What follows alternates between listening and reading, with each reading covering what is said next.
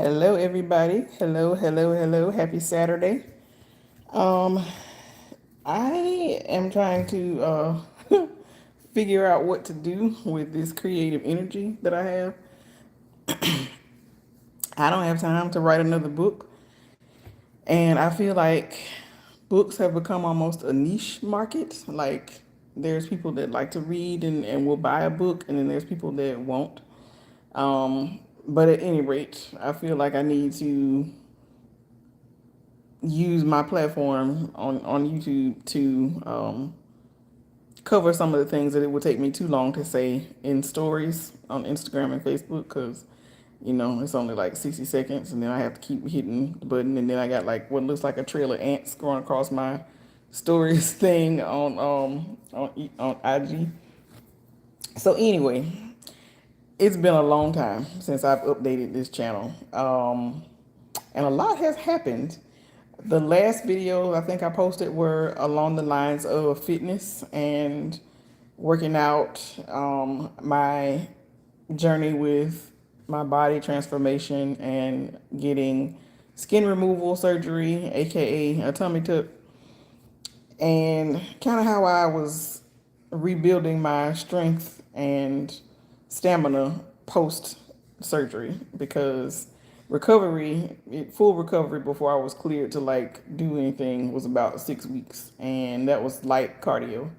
Then I waited like another month or so before I started trying to lift weights, and I had to build back up to my previous strength level, from where I was before surgery, because my core and all that had been repaired, my rectus muscles in my abdomen, but it also kind of undid some of the work I had done to strengthen my core, if that makes sense.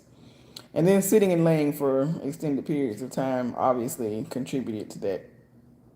So now that I've got that out of the way, you may have noticed the change in the name on my channel. It used to be Kim Be Fearless, and it is now Kim Is Fearless because I got married. Well, let me back up further than that. I got divorced in 2022, and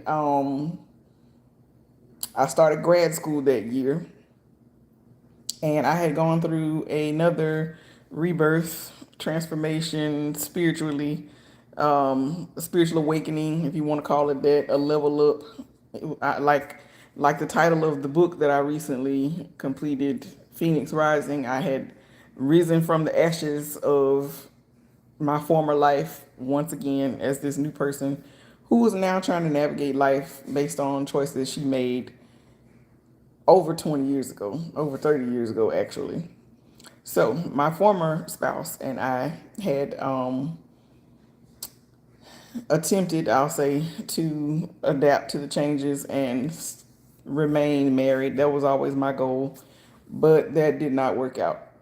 And I have no ill feelings or ill will towards him. Obviously, he's my children's father, and I hope that he is happy and life is going well for him. But we do not speak unless it's absolutely necessary, and that was by my choice. I chose to go pretty much no contact after the divorce because I had said all I needed to say, and there was our kids are grown. Um, I don't feel like we had a level of friendship that remained, so there was no need for us to communicate. That's my personal opinion. Um, so after I started grad school, shortly after that, I separated and moved out and got an apartment. I was on my own in Montgomery for about a year and a half, and I relocated to Northwest Florida. Is that right? Yeah, Northwest Florida. I moved to Pensacola. Took a job that allowed me to also use that for my practicum in grad school at a substance use treatment clinic, detox. Then I was on dating apps at that time, and I met my current husband, and he was in Mobile. So we started a semi long distance relationship, driving back and forth between Mobile and Pensacola. And then I decided I wanted to come back to Alabama and get my license here after I finished grad school because Alabama doesn't do, well, they do reciprocal counseling licenses, but it takes a lot. So I figured I might as well come here since my person was in Alabama and start from there.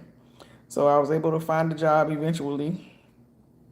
We may talk about me moving again at some point, but not right now. That is too much today. Um, we moved. I moved in with him in Mobile, and we had been dating about 5 months at that point, almost six, and then I found a job a couple months after I got here, and eventually was able to use that for my internship in order to graduate from my grad program in clinical mental health counseling. He proposed the week before Thanksgiving of 2024.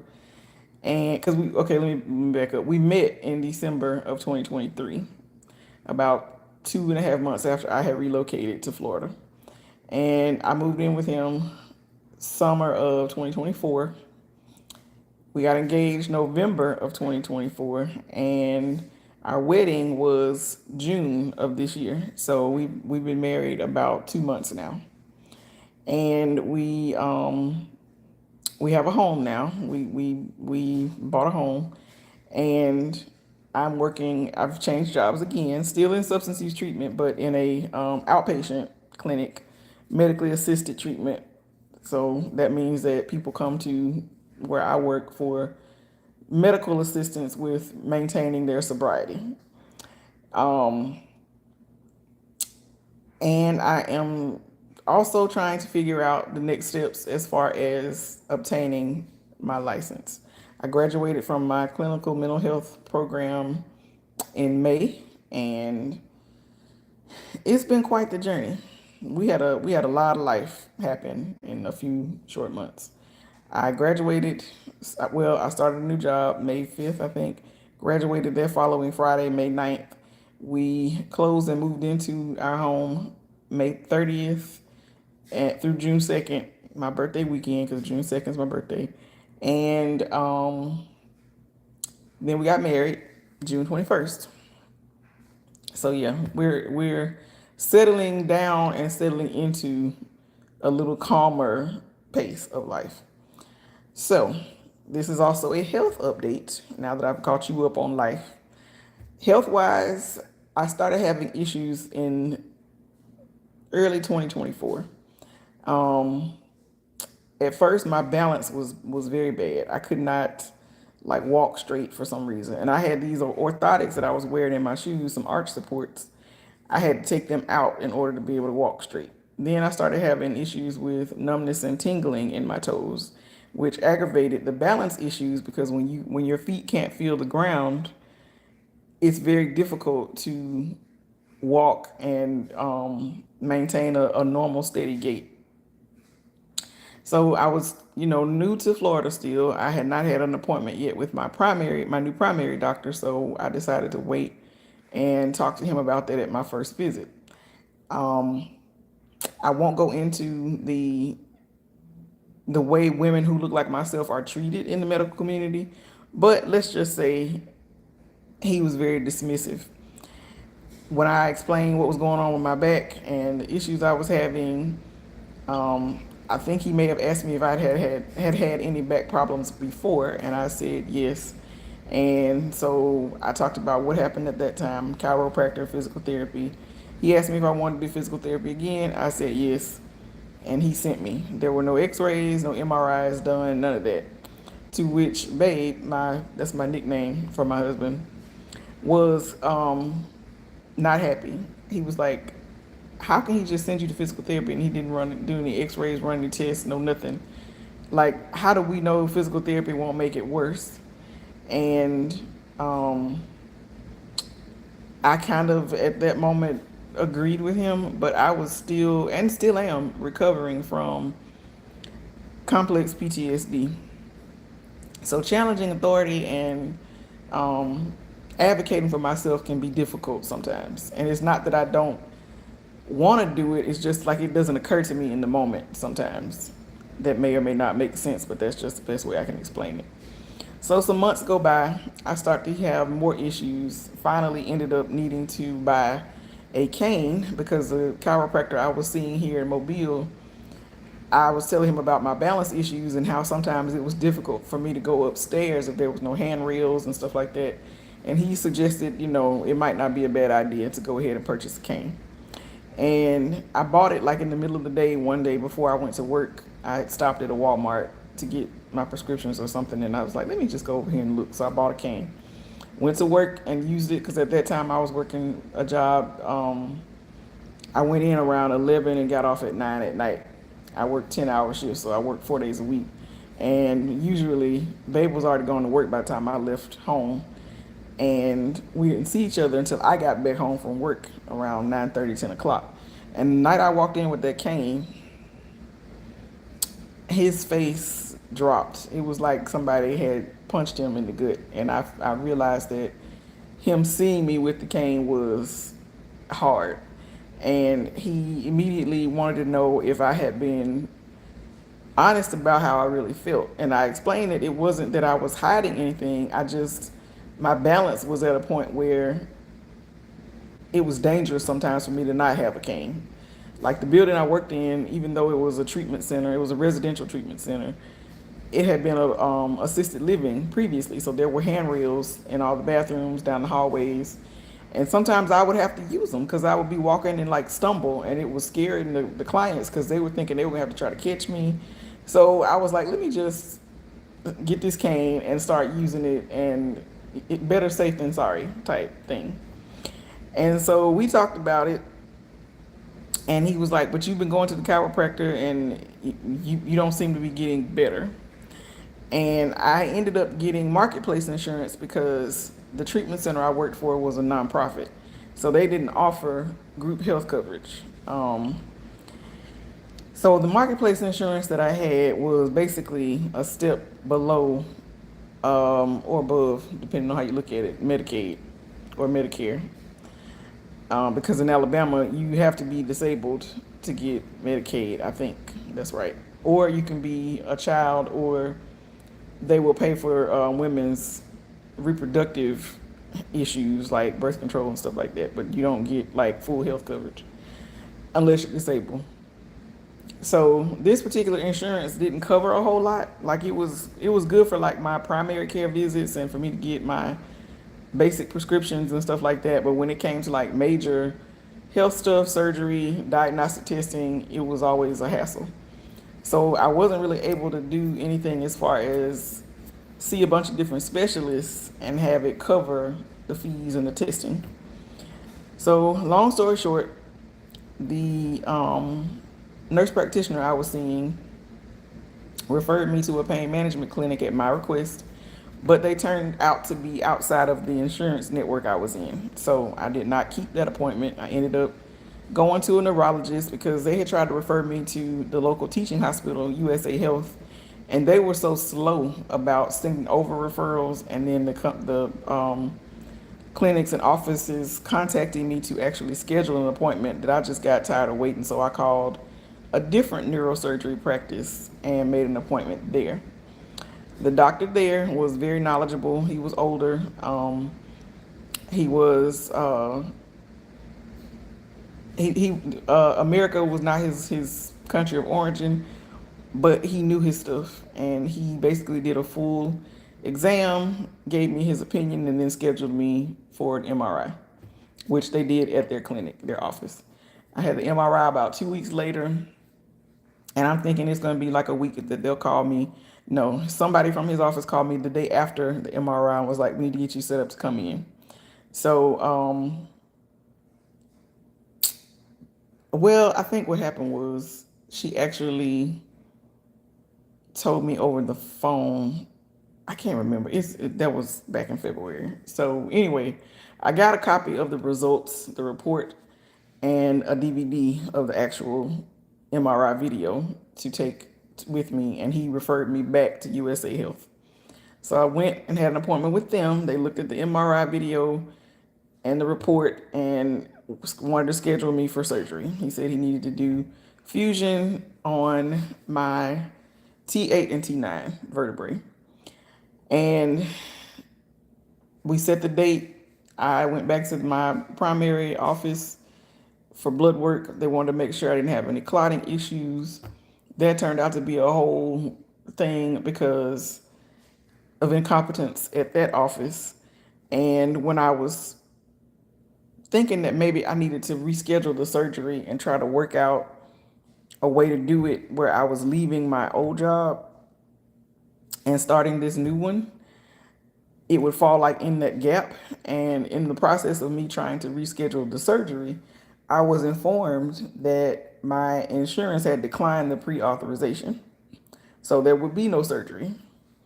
And I remember saying something about that to one of the new coworkers at my new job, and she said, "Well, maybe it wasn't meant for you to have the surgery, or not with this doctor." And at the time, I I really wasn't trying to hear that because I was tired of the pain, the discomfort, the organizing my life around times when I knew I would be able to function at a certain level physically, and spending my weekends and days off basically just trying to recover. So, with my new job, I had benefits available to me, but of course, I had to go through a probationary period first. So, my probation ended August 1st. My insurance was active, and I had already scheduled an appointment at the pain management clinic because my referral to them was still active. It was good for a year. So, last Thursday was my appointment with the pain management clinic. I took all of the paperwork I could gather. I thought I had another copy of the MRI DVD, but in the process of moving and packing, I don't know where it is. And what's bothering me is I have emptied all of the boxes, so it must be in one of these storage totes or organizing bins that I have laying around that I just haven't had the time to comb through. My closet is still partially packed because it's mostly winter stuff, and it is still blazing hot right now in Mobile. In Alabama, period, it won't be cold enough to wear some of that stuff until probably December. So I'm not in a hurry to unpack that and organize it. And up until this point, have not been physically able to do it either. So, my appointment. So I go in, I give the nurse practitioner all of the reports that I had pulled off of the patient portal at my primary provider's office, from x-rays that they sent me for back in December. I had the report from USA Health when I went and they tried to send me to physical therapy before I had the MRI. And then this is all jumbled up, but I should have made some notes first, but I'm just doing this off the dome because I had some caffeine earlier, and I'm trying to get this done before it wears off. And I spend the rest of the day on the sofa. Um, and I had some reports from the other neurosurgeon where I had the MRI, his findings after my first appointment and his examination, as far as reflexes, what he noticed in the different tests that they perform to see, what your range of motion is like, where you have potential weakness or um, imbalances on either side, whatever. So she looked at all of that. I gave her a rundown of the last 2 years, and she was like, "Do you want to have surgery?" And I said, "No, I really don't." My mom had cervical fusion almost 30 years ago. This was before my oldest child was born, and my daughter is 26 now. So my mom had cervical fusion where they went in through the front of her neck to fix the vertebrae in her cervical spine and fuse the vertebrae. And she said that that was the worst recovery of any surgery she ever had, including her bypass. And when she went back, a lot of the people in the waiting room had had surgery around the same time, and all of them, as well as her, were still in pain. So cervical fusion or spinal fusion was something I really didn't want to do, but at the time it felt like the only option until the insurance denied it. So I told the nurse all of that, nurse practitioner, and she said, well, I like to tell people we're band-aiders, we're not fixers. We can give you some options to help you, manage the pain, but we don't go in and change or surgically correct anything. And she was like, a lot of our patients have already had surgery, but they still are dealing with the pain and other issues that may or may not have been caused by the surgery. So, I would seriously think about that. And I was like, well, I really didn't want to do that. I said, I really was hoping to try some opiate options. Like, do y'all still do steroid injections? I know that was a thing at one time. And she was like, oh, yeah, we still do that. And she said, but we really need to look at your MRI first to see what's going on. And then we can talk procedure. And if it's your thoracic spine that you want to get treated first, we can do that. Or if you want to do your neck first, we can do that. We just can't do them both at the same time. And there has to be 3 months between each procedure. And I said, okay, that's fine. I'll get the DVD and bring it and drop it off, and we'll, go from there. So she gave me a Toradol shot that day. And then she called in prescriptions for a arthritis or joint pain gel that you rub on topically. She wrote a prescription for lidocaine patches, which the insurance declined. They were only 1% higher in strength than what you can buy over the counter, but the lady at the pharmacy said they're expensive. So insurance said no. I was like, that's cool. She was like, you can get the ones, off the shelf if you want them. I was like, no, I'm good. Because she had also called in a muscle relaxer that was different from the one that I had been taking, and a very, very low dose anticonvulsant, which is sometimes good for nerve pain, because I was very, very clear that I did not want opiates. Working where I work and having seen what happens when people have a minor surgery and end up, addicted because they've been given a super strong pain medication, narcotic, opiate, whatever, or they may be predisposed to addiction and not know that and start taking something, and then when they try to stop, they basically can't function because of withdrawals. I hear it and see it a lot. I didn't want to go down that road, and I also wanted to be able to still have a quality of life and not be so heavily sedated and sluggish that, yes, I'm not in pain, but I'm really not enjoying things I used to do, which is my whole goal. And I got upset in the office when she started to ask me some questions about, have you ever had this? Have you ever tried that? Have you done any other type of surgery? I started to cry, and she was like, what's going on? And I was like, I just want my life back. I've been dealing with this for almost 2 years, and it's just a lot. And I used to be in really good shape. I used to be able to work out. I used to be able to do so many things and not even think about it. And now I'm in this place of, okay, if I do this today, then that means I got to rest this day and this day. If I do such and such on Saturday, then that means on Sunday I got to like hang around the house and chill. And I'm just over it.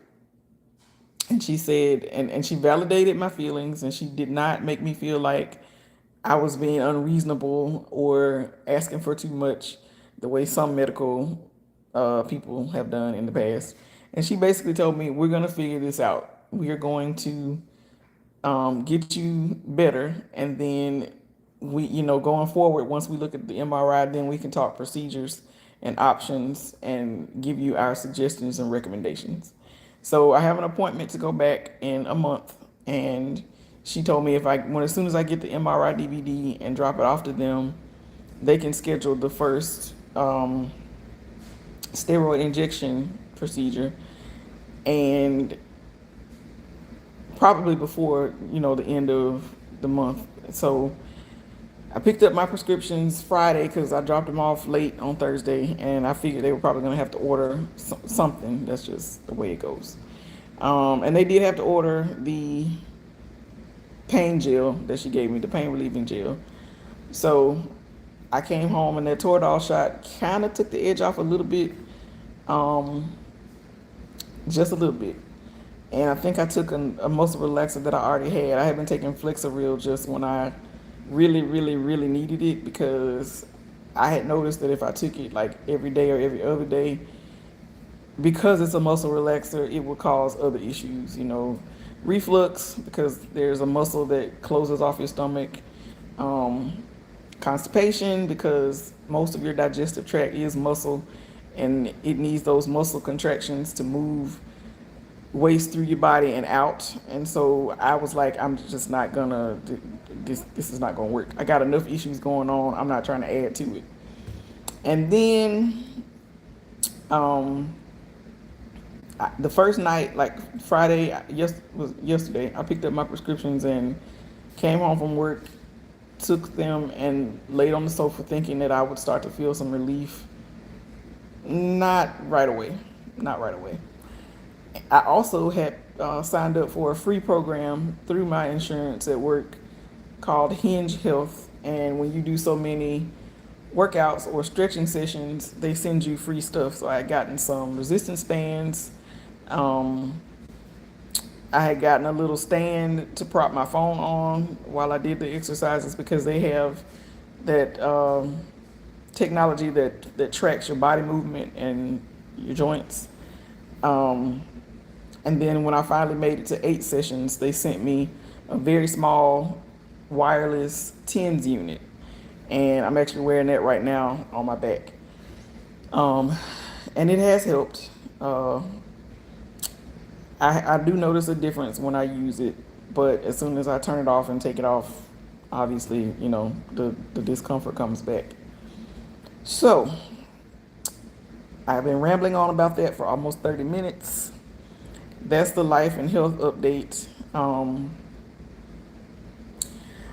I will say, emotionally, it has been a real roller coaster. Going from somebody who was so active and independent to needing help with basic things like stepping up on a curb. Like at one point, I was so unstable. If Babe was with me, he would have to like take my hand and hold my elbow and like make sure I got up on the curb or the first couple of steps to get to the steps we took to get to our apartment. Our apartment was on the second floor, and there were two little steps we would have to go up, and then there was a flight of stairs with the handrail, but there was no rail on those two small steps. So he would help me get up those steps, or I would use my cane to steady myself. And it was just getting to the point where I was like, I hated going home because of the exertion to get to the second floor and the mental gymnastics of navigating my balance and taking tentative steps to make sure I could still move and not fall. Because I have fallen a few times, especially last summer before I started using the cane. That was one of the things that prompted me to go on and buy it, because I was walking through the bedroom one night and not even like trying to step over anything. Like there was nothing in my way, and I don't know what happened, but all of a sudden I was going down, and I tried to grab like the door and the doorknob, and basically almost yanked my shoulder out of the socket to the point where I asked my chiropractor here if he could do something about it, and he was just like, he just kept working on my back. And yeah, those shoulders, they take a while to. So I ended up actually going back to Montgomery. Um, I don't even remember if I had a reason to go, but I booked an appointment with my old chiropractor. Shout out to Midtown Spine and Wellness, Dr. Lori McMillan. As soon as she walked in the room, she was like, "What's going on?" Because I was like, I don't know if you've ever hurt your shoulder to the point where it's almost dislocated, or it's like you've sprained the joint, I guess you could say, or whatever. But like I was visibly like leaning in on one side, and she was like, and so I explained what happened. She was like, "Yeah, I can see that. Come sit down." And her typical, um, very direct, straightforward, but nurturing way, she was like, "Okay, take a deep breath, and that means what I'm about to do is gonna hurt, but I'm gonna fix what the problem is." She's had to do that with me a few times.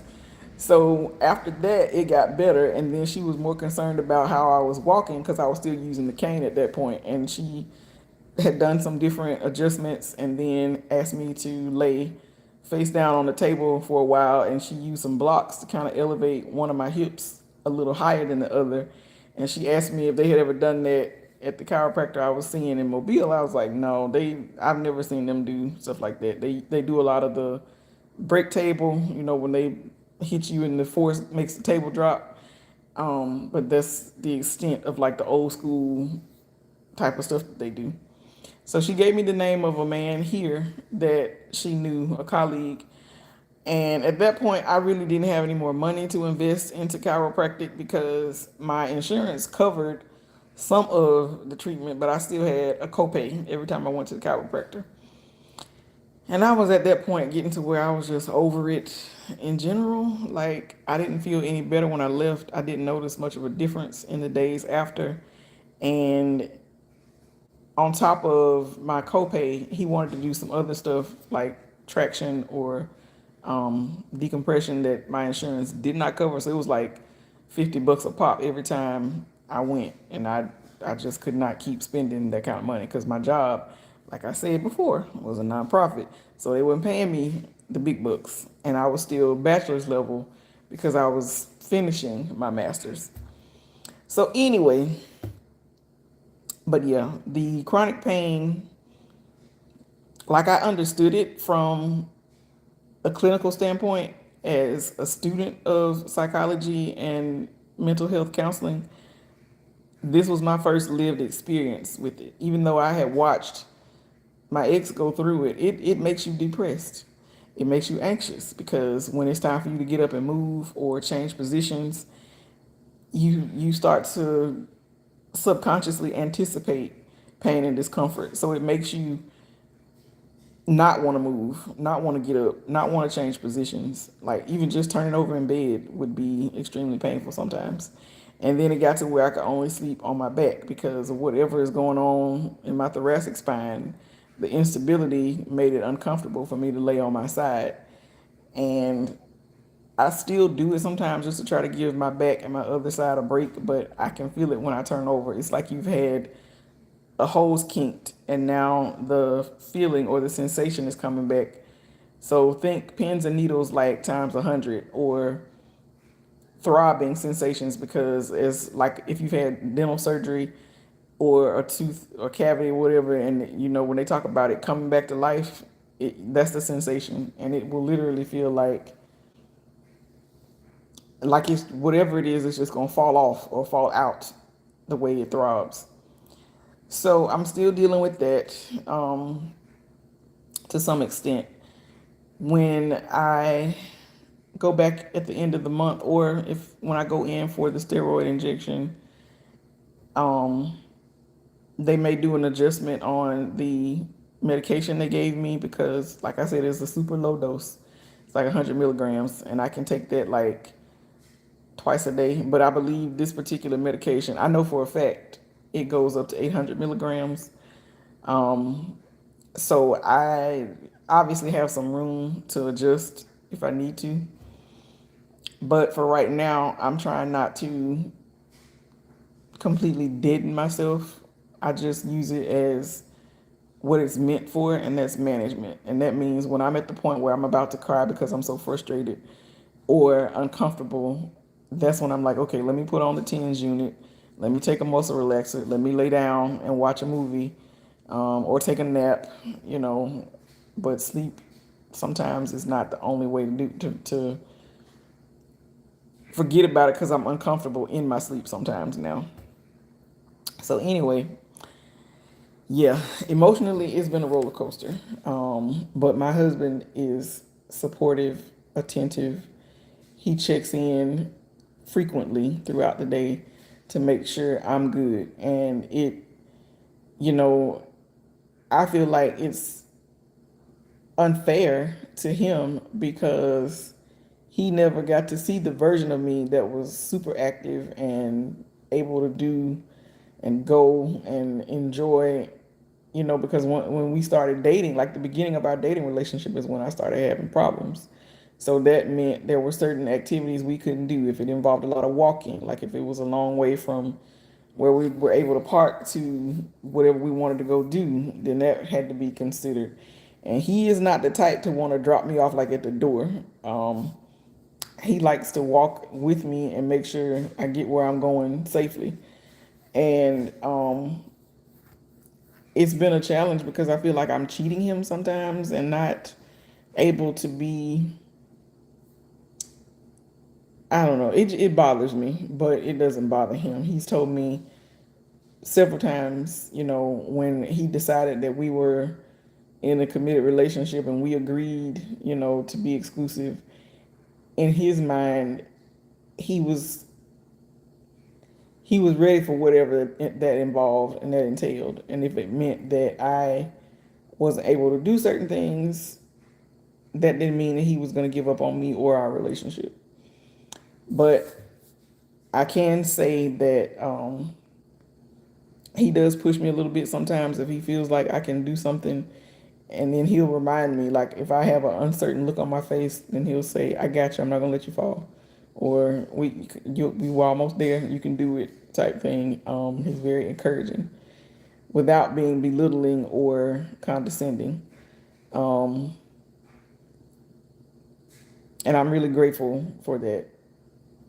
I wanted to get married on the beach, and at one point, in frustration because of everything else that was going on with school, with work, with our new house, the process, I was like, you know what? Let's just skip the beach and go to the courthouse. I mean, we don't even have to have a ceremony now. You sign the form, get it notarized, and record it at the probate office, and you married. And he was like, no, we're going to go ahead with our plans. And my family, my kids, him, my best friend, and her daughter, my niece, um, they made sure they took care of me on our wedding day, because we did get married on the beach like I planned. And walking on sand is hard enough when you're not having an issue with your balance, but when you are, it's almost impossible. So both of my sons walked me down the aisle and helped me with my dress, because I ended up going with a princess gown, off the shoulder, what's it called? Can't even think. Corset bodice, that was a little bit see through, and then I had a long train, like cathedral length train, with a pink underskirt and layers of sparkle tulle on top of that with lace appliques. It was beautiful. I was planning on just doing something off the rack or ordering something that I saw on Shein or Temu or a Pretty Little Thing or something, like one of those websites. But I decided that I wanted to have the experience of trying on a bridal gown in a bridal salon, because I didn't get to do that the first time. The first time I had a lady we knew, she made me a suit out of ivory satin, and that's what I wore on my wedding day. It was a two-piece skirt suit. So this time I wanted the full experience. So I went to a bridal salon in Pensacola, black-owned designer, seamstress, but she had some samples, and I went to try on a sample thinking if it fit, if it worked out, maybe I could buy that, because it was a sample sale. But as it turned out, the sample was about 4 sizes too big, and I fell in love with the dress. So I ended up having one made. And then when it came in, she altered it to fit me perfectly. Obviously, it had to be hemmed, but she took it in and adjusted the straps, and it was, since the bodice was see through, it came with white bra pads, and she took those out and put like flesh tone bra pads in to match me. And I felt like a princess on my wedding day. And we the boardwalk going to where our wedding vendor had her set up, there were other events going on. So there were a lot of people walking towards the beach on the boardwalk, and then there were people leaving from the day, because it was a public beach in Gulf Shores. And I got so many compliments. Everybody that passed me told me how pretty I looked, how beautiful I looked. Um, my husband told me after the ceremony that when he saw me, which he saw me before by mistake, um, and he was like, I was trying not to look, but it was too late. You look so. You look so beautiful. So, yeah, that was funny. But my goal with this channel is to talk about all things mental health as it relates to my personal experience or trends or things that I notice. Um, I'm not licensed, so I can't really go into a lot of detail about certain things. And of course, there's HIPAA and confidentiality. I can't talk about anybody I work with at my job and what's going on with them specifically, but I can do like a generalization. But I'm not a licensed counselor yet, so I will limit my foray into that field. Obviously, my goal is to be licensed, and I'll probably do a video about that at some point because I did kind of ramble about that in my stories one time. Um, all that you have to go through after you've gone to school for the better part of 6 or 7 years, devoted time, energy, money, effort, into getting good grades and passing exams. I've already taken and passed the National Counselor exam. I just have to work out the supervision part where I work with a licensed LPC to obtain my own license. And that part of the process I may have to put on hold for right now, at least until the first of the year, when I can devote time and energy into the supervision process. Because right now, with this job that I've only been on for 3 months, trying to get my health stable as far as being able to manage the pain and discomfort so that I can work. Because trust me, disability, they'll wait until you almost homeless before they will award you disability. And then with the state of all of the federal programs like it, who knows how much longer it'll be an option. So I really can't put or hang all my hopes on disability because they're not going to give me enough money to live on anyway.